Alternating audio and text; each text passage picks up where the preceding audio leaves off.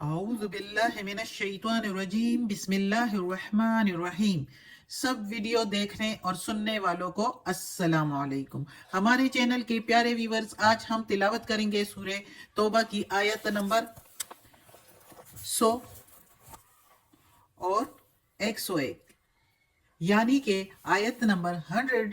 101 انشاءاللہ تلاوت کریں گے ترجمہ کے ساتھ اور تفسیر کے ساتھ۔ تو چلے شروع کرتے ہیں آج کا سبق، لیکن شروع کرنے سے پہلے چینل کو سبسکرائب کریں، بیل نوٹیفیکیشن کو آن کریں تاکہ اگلی ویڈیو آپ کو آسانی سے ملتی رہے، اور ہو سکے تو شیئر بھی کریں تاکہ زیادہ سے زیادہ لوگ دیکھیں، آپ کو بھی ثواب ملے اور مجھے بھی۔ تو چلیں اب شروع کرتے ہیں آج کا سبق آیت نمبر 100 سے، جو کہ شروع ہوتی ہے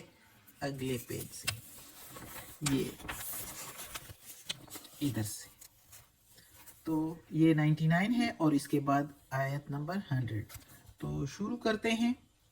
اعوذ باللہ من الشیطان الرجیم بسم اللہ الرحمن الرحیم۔ والسابقون، اور سبقت لے جانے والے، یا جو پہلے والے، پرانے والے۔ والسابقون الاولون، اور سبقت لے جانے والے سب سے پہلے، من المہاجرین، مہاجرین میں سے، والانصار، اور انصار میں سے یا مدد کرنے والوں میں سے۔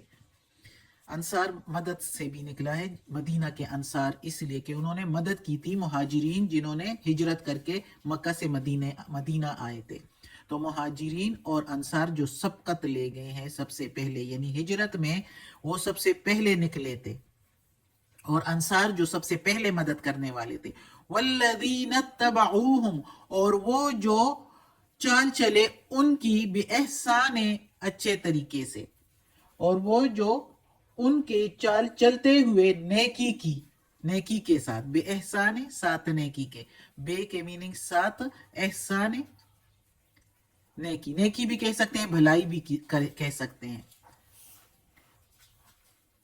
بے احسان رضی اللہ، ساتھ نیکی کے، تو راضی ہوا اللہ، عنہم، ان سے، ان میننگ سے ہم، ان، تو ان سے راضی ہوا اللہ، ورضو، اور وہ راضی ہوئے، عنہ، اس سے، یعنی اللہ سے، ہو کے میننگ اس، ان کے میننگ سے، وعد، اور تیار کی ہے، لہم، ان کے لیے، جنات، باغات، تجری، بہتی ہے،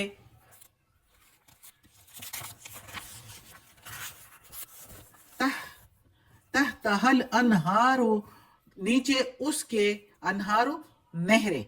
تحتا کے میننگ نیچے، ہا اس کے، انہار، نہریں، خالدین، ہمیشہ کے لیے، فیہا، ہمیشہ کے لیے رہیں گے، فیہا، اس میں سے، ابدن، ہمیشہ، ابدن کے میننگ بھی ہے ہمیشہ، خالدین، رہا کریں گے، فیہا، اس میں سے، ابدن، ہمیشہ کے لیے۔ ذالک، یہی ہے، ذالک الفوز العظیم، یہی ہے کامیابی بڑی، یعنی جس کو باغات مل گئے، یعنی جس کو جنت ملا اور ہمیشہ کے لیے اس میں پھر رہا کریں گے، تو یہی سب سے بڑی کامیابی ہے، یقیناً یہی ہی سب سے کامیابی ہے، بے شک اللہ ہمیں بھی نصیب کرے۔ تو اس آیت میں اللہ تعالیٰ اب کہتا ہے مہاجرین اور انصار کے لیے، ابھی تک منافقین کا ذکر چلتا آ رہا تھا، اس آیت میں ذکر تھوڑا سا بدل گیا، چینج ہو گیا، جس میں کہہ رہے ہیں، اللہ تعالیٰ کہہ رہا ہے کہ مہاجرین اور انصار جو سبقت لے گئے، جو سب سے پہلے، یعنی قدیم پرانے والے مہاجرین جو پہلے ہی مسلمان ہو کے ہجرت کر گئے ہیں، اور پہلے ہی انصار جنہوں نے ان کی مدد کی، اور جو پھر ان کے راستے پر چلتے گئے نیکی کے ساتھ، ان کی اتباع کی، اتبعوہم، ان کی اتباع کی، ان کے راہ چلتے ہوئے نیکی کے ساتھ، ان کے بعد بھی، یعنی تو اللہ راضی ہوا ان سے اور وہ راضی ہوئے اللہ سے۔ کتنی بڑی بات ہے کہ راضی ہوا اللہ ان سے، اللہ کی رضا بہت بڑی چیز ہے، جس سے اللہ راضی ہو جائے تو دنیا اور آخرت ہی سنور جاتے ہیں۔ جیسے مہاجرین اور انصار جس طرف قدم رکھتے تھے کامیابی ملتی تھی، اور آخرت میں بھی کامیاب ہی کامیاب۔ تو اللہ تعالیٰ کہتا ہے کہ میں ان سے راضی ہوا، اور وہ تو راضی ہی راضی، وہ تو پہلے سے ہی جب ایمان لے آئے تھے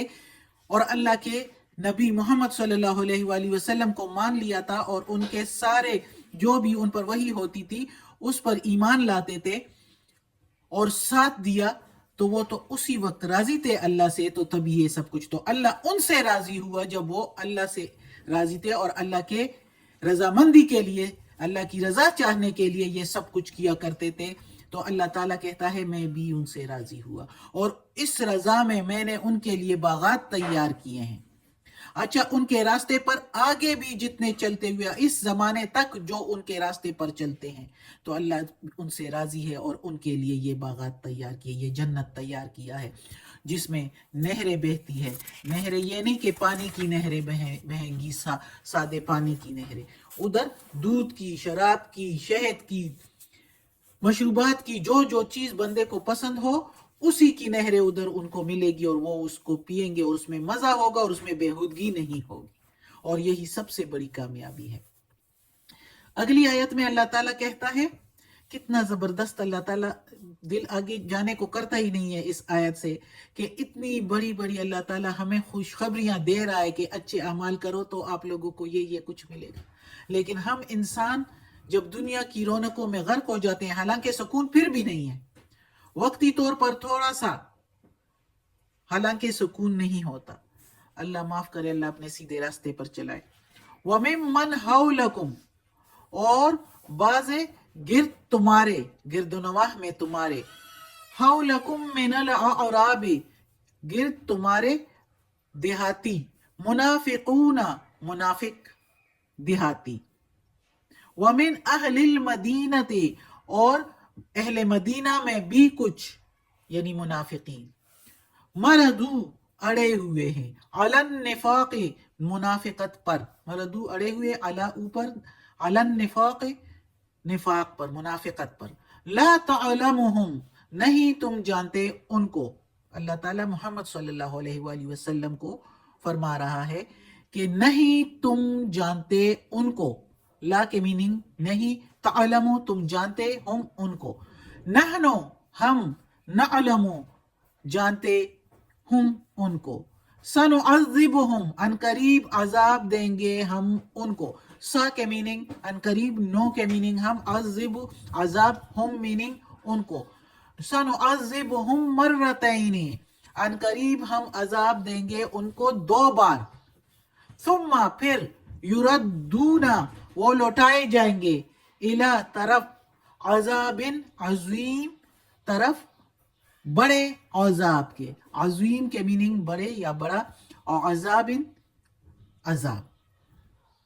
یعنی پہلے ان کو دنیا میں بھی اور قبر میں بھی 2 بار عذاب، یہ چلیں ابھی اس میں تفسیر میں بتاتی ہوں، پھر پہلے ادھر سے شروع کرتے ہیں تفسیر، کہ اللہ تعالیٰ کہتا ہے کہ تمہارے گرد، یعنی مسلمانوں کو اور محمد صلی اللہ علیہ وآلہ وسلم کو اسپیشلی، ظاہر ہے قرآن انہی پر نازل ہوا ہے، کہ تمہارے گرد، مدینہ کے گرد، یعنی جو دیہاتی منافقین ہیں، اور اہل مدینہ میں بھی کچھ منافقین ایسے منافقت پر اڑے ہوئے ہیں کہ وہ منافقت کو چھوڑتے ہی نہیں ہیں، منافق ہے وہ، لیکن تم اس کو نہیں جانتے۔ اب بعض زیادہ تر منافقین وہ تھے کہ ان کے طور اطوار سے، ان کے عادات سے، ان کے چال چلن سے معلوم ہو جاتا تھا، کچھ نہ کچھ پتہ چل جاتا تھا صحابہ کرام کو بھی اور محمد صلی اللہ علیہ وآلہ وسلم کو بھی، جیسے غزوہ تبوک کے موقع پر بھی پتہ چل گیا کہ یہ منافقین ہیں، لیکن ایسے اوپر مسلمانوں کا لبادہ اڑا ہوا ہے، لیکن کچھ ایسے ہیں کہ وہ ایسے طریقے سے ملتے ہیں اور ایسے خوش اسلوبی سے بات کرتے ہیں کہ ان کا پتہ محمد صلی اللہ علیہ وآلہ وسلم کو بھی نہیں، اللہ تعالیٰ کہتا ہے لا تعلمہم، تم نہیں جانتے ان کو، اور نحنو نعلمہم، ہم جانتے ہیں ان کو۔ اب اس آیت میں اللہ تعالیٰ یہ بھی بتا رہا ہے کہ محمد صلی اللہ علیہ وآلہ وسلم کو غیب کا علم نہیں تھا، اور نہ ہی وہ کسی کے سینوں کا راز جانتے تھے، دل کی بات جانتے تھے، نہیں، جبکہ کچھ مسلک کے لوگ اب مسلک اور فرقے بنائے ہوئے ہیں جس میں وہ کہتے ہیں کہ محمد صلی اللہ علیہ وسلم غیب کا علم جانتے تھے، اور ادھر قرآن میں جگہ جگہ اللہ تعالیٰ بار بار کہتا ہے کہ تم نہیں جانتے ان کو، ہم جانتے ہیں ان کو۔ جب محمد صلی اللہ علیہ وآلہ وسلم کو اللہ تعالیٰ کہتا ہے کہ تم نہیں جانتے ان کو، تو اس کا کیا مطلب ہوا؟ ان کو نہیں معلوم، ان کو تو یہی معلوم ہوتا تھا جو اللہ علم دے دیتا تھا، جو اللہ وحی کر دیتا تھا، تو محمد صلی اللہ علیہ وآلہ وسلم جان لیتے تھے اس بات کے بارے میں۔ بغیر علم کے، یعنی اللہ تعالیٰ نے جو نہیں بتایا ہوتا تھا تو ان کو کچھ پتہ نہیں ہوتا تھا، نہ کسی کے دل کا حال معلوم ہوتا تھا اور نہ ہی کوئی اور غیب کی بات معلوم ہوتی تھی، اور نہ ہی وہ خود سے کسی کو کچھ دے سکتے تھے۔ جیسے کہ پچھلی آیات میں ہم نے پڑھا کہ لوگوں نے سواری مانگی تو محمد صلی اللہ علیہ وسلم کے پاس نہیں تھی تو انہوں نے نہیں دی۔ اگر وہ دے سکتے تھے تو کہہ دیتے کہ اونٹ حاضر ہو جا، تو اونٹ حاضر ہو جاتا، لیکن وہ نہیں کر سکتے۔ اللہ تعالیٰ ہی کرنے والا ہے سب کچھ۔ اور لوگ کیا کہتے ہیں ان کے در پر جا کے، نبی مسجد نبوی جا کے تو کہتے ہیں جولی بھر کے جاؤں گا، نعوذ باللہ۔ تو یہ سی باتیں نہیں ہیں، یہ اللہ تعالیٰ بار بار قرآن میں کہتا ہے۔ اس لیے ہم کہتے ہیں کہ قرآن کو ترجمے سے پڑھ لو۔ اگر پڑھتے نہیں ہو تو ایسے جس طرح میں ترجمہ کرا رہی ہوں، ایک ایک لفظ کا، جس میں کوئی بھی آمیزش اور ملاوٹ نہیں ہو سکتی، تو وہ ترجمہ ہی سن لے کم از کم۔ ایسے بہت لوگ کر رہے ہیں، صرف میں نہیں کر رہی۔ تو یہ ترجمہ ہی سنے تو پتہ چل جائے گا کہ اصل بات کیا ہے۔ کسی کے پیچھے اندھی تقلید نہیں کرنی چاہیے۔ کچھ اللہ کا کلام بھی پڑھ لیں،